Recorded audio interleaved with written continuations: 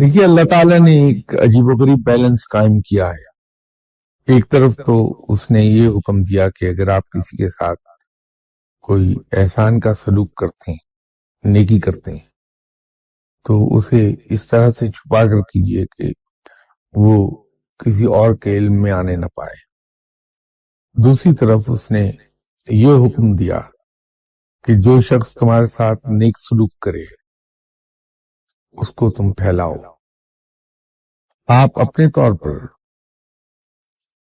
دوسروں کے ساتھ بھلائی اور احسان کا سلوک اس انداز میں کریں، میں محاورتاً کہہ رہا ہوں کہ خود آپ کو نہ پتہ چلنے پائے کہ آپ نے کسی سے کوئی نیک سلوک کیا ہے۔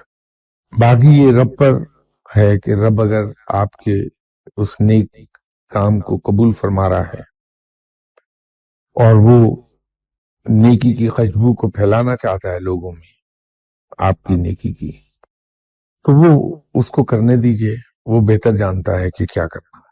لیکن آپ اپنے طور پر حد الوسع کوشش کر لیجئے کہ جب آپ کسی کے ساتھ بھلائی کا سلوک کریں تو اس انداز میں ہو کہ خدا آپ کی اپنی ذات کو پتہ نہ چلنے پائے کہ آپ نے کسی سے سلوک کیا ہے۔